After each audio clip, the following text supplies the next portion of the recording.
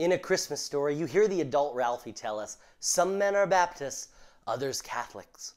My father was an Oldsmobile man." Hey, I'm Dave Nalette with By Grace International. I don't know how you were raised, but Shelby and I were both brought up in what was known as the faith camp. Other more derisive nicknames for it are things such as name it and claim it, blab it and grab it, confess it and possess it. We were taught a lot about putting our faith in God. Much of what we learned was built around what we colloquially referred to as the verses Brother Hagin wrote. Mark 11:22 through 24. Growing up in these circles, we sat in meetings and we heard countless messages about building your faith, increasing your faith, learning your faith, having faith in your faith, and more. But one thing that we often missed was having faith in God's love. Rather than teaching us to put our trust in God, the concern was more about how we could measure our faith against another person's. Often, we would hold out examples of what we got with our faith to show people we were really living our lives the right way and we were doing exactly what we were supposed to do in our faith walk. My faith got me this car. My faith got me this house.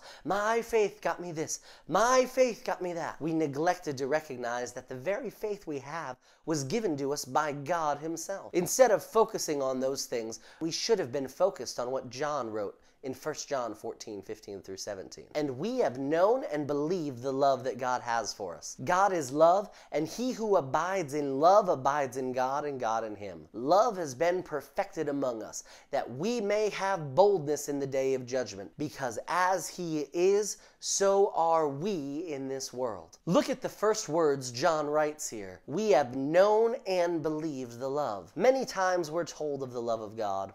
We know about it, and maybe we've even experienced it ourselves in a limited manner. But have we really believed His love for us? Have we put our confidence in that love to the degree that we ask our children to as parents? Hey, if you're learning anything, go ahead and give us a like. Now back to the video. One thing that Shelby and I try our best to teach and model to our kids is that they can always come to us, because no matter what they do, it does not impact our love for them. God is the same way with us. If we'll begin to believe in His love, we'll start running to God instead of from Him. There's a noted lack of confidence in the love of God when we hear believers and pastors talk about how God's going to get a certain group of people because they're not living life the right way. To quote my spiritual father, that's not asinine, that's asinine. That attitude doesn't mesh with the character of God we see modeled through Jesus. Remember, He told them that if they, being carnal or natural, knew how to give good gifts to their kids, wouldn't God be the same way? The best examples we have of parenting pale in comparison to the Father. I don't try to catch my kids doing things wrong. I try to catch them doing things right. Just the other day, we were passing out leftover donuts. You know that a 4, 5, and 6-year-old will be your best friend if you're passing out donuts, right? Needless to say, they were thrilled. I told all the kids they had to go sit down in their seats and then they'd get their donut. Our middle son, Thomas, was the only one who listened. The other two were still pushing and reaching, trying to grab the donut. Instead of beating them over the head, figuratively of course, and snapping, "All right, that's it. Nobody in this family gets a donut," I began to talk to Thomas instead. I said, "Thank you so much for listening to Mommy and Daddy. Since you did such a good job, you get to get the first donut, and you get to pick which one." Well, the other two began to change as soon as they saw the love manifested toward Thomas, that he was getting exactly what Dad had promised. Just like I'm looking for ways to bless my kids, God is looking for ways to bless us. He wants us to be like Thomas and simply believe in His love for us. Thomas knew the character of his parents enough to know that if they said he was going to get a donut, that meant a donut was incoming. And he believed that their character would hold true even though we hadn't yet opened the box to show him the donuts yet.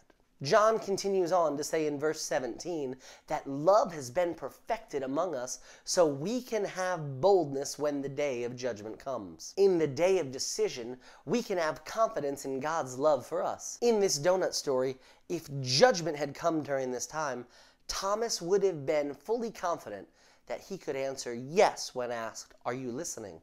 Are you obeying Mommy and Daddy?" He believed in our love for Him, and his belief in that love led him to obey. We need to be the same way with God. Now, don't get me wrong, faith isn't bad. It's a good thing. We believe God for things around this house.